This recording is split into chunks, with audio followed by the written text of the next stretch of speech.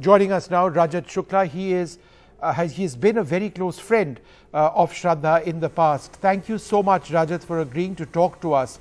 It's absolutely horrific what has happened, and we feel terrible about what has happened to Shraddha. But let me ask you a couple of basic questions. Firstly, was she the victim of domestic violence? Yeah, she was. It was informed in the later part of the relationship itself that she was physically abused, and it was initially informed to the best friend of Shraddha, and then because we were in the same friend circle, we were a college friend circle, we were also informed about the same. And for how many years did you know her? I knew her for 4 years. That is from 2015 to 2019. I mean, I've been knowing her since then, right. But the communication that we used to have, that was like a non-stop communication, like day-to-day thing, that used to be there only till 2019. And post that, things changed. Shraddha herself changed, her behavior changed, and ever since then, the communication became a big distance. When you say that this was there was domestic abuse which took place, in what details do you actually have of that? Because we are trying to understand the nature of the equation and how something like this could have happened in the first place. So could you share some more details of that, the domestic violence, the abuse? I mean, it started with maybe some complications that they might have had. Where beatings had begun, which somehow became a concern for Shraddha herself, and is the reason she shared it with her best friend that this is happening and the relationship is becoming toxic. However, even after that, Shraddha continued to stay with him, and also there were times when she used to say that she wants to leave him, but she was unable to. So that certainly gives me a question whether maybe it is that quite possible thing that maybe it's a matter of blackmailing, where Shraddha was strongly influenced by something that's hidden, that's not known to us, that's a secret to us. Did she fear for her life? Yeah, she did.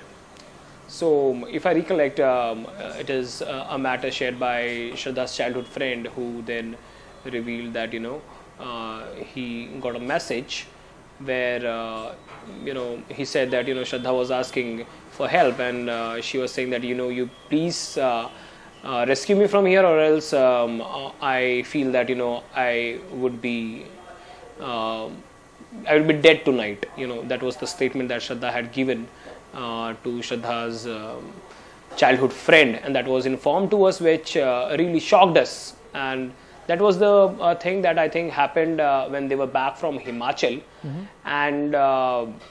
And then we somehow thought that these guys will not continue to stay together. However, things changed. They again, for the purpose of job, shifted to Delhi.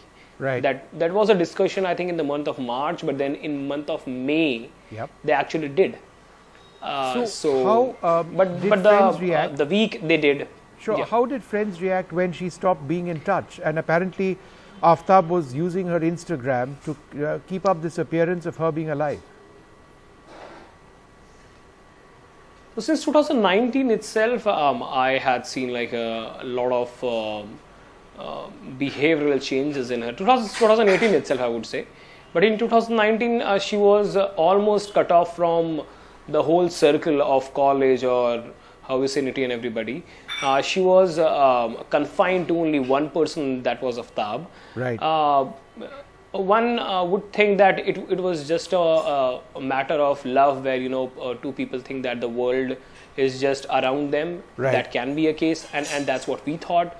But after hearing this brutality that he used to do, that he used to beat her up and all those things, so we certainly thought that there is a mess, but we were unable to decipher really that why she's still continuing. But Raja, let me ask you: what did you know of Aftab, and did anybody get a sense that he could actually do something like this? See, Aftab seemed like a very normal person. I mean, a poker face, a person would not be able to really make out that, what kind of a person he is. If a person speaks like 4-5 things, you'll be able to spot out maybe by the way he's speaking, what he's speaking, the body language and stuff. But Aftab here was somebody, very tough to decipher. Right. That kind of a person.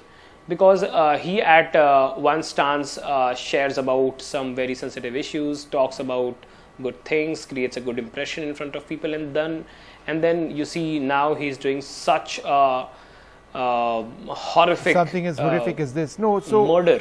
I mean, Rajat, tell me this. Yeah. I mean, the fact that he's murdered her in this manner, and we now apparently we've been told, or we learn now, that shortly after this horrific murder, where he cut up a body in 35 pieces and removed it, he actually was bringing in women, right after the murder. In fact, even before disposing of the body parts, and that the body parts were kept in a fridge in the house. Are you worried that there may be other women or other victims, or people he was in some sort of relationship, even when he was together with Shraddha? So after hearing all these things, it certainly gives me chills, and I think that Aftab was really the person few of our friends had met.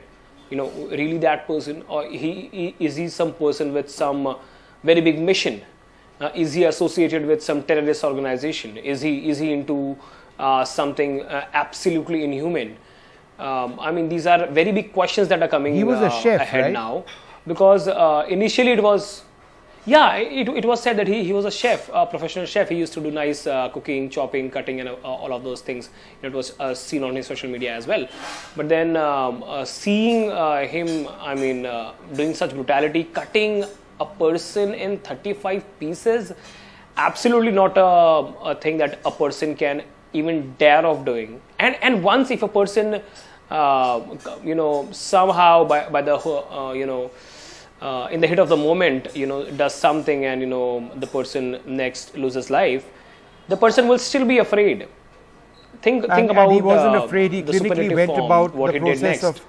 of chopping the body and removing it. Yeah. And I think what was most bizarre, I mean, all of it is bizarre, was that he actually stored food for him to eat in that same refrigerator where body parts were kept. I mean, I don't know what to say.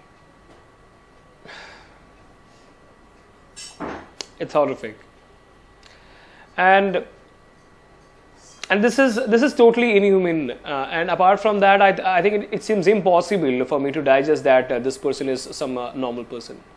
I think investigation should be done. Not his words should not be considered, because these are all made up stories that he says that Shraddha was behind him, she was compelling him for marriage. I think investigation should be done and should be searched and checked who this Aftab is, his connections are with whom. And he has been in contact with Bumble. who all people before.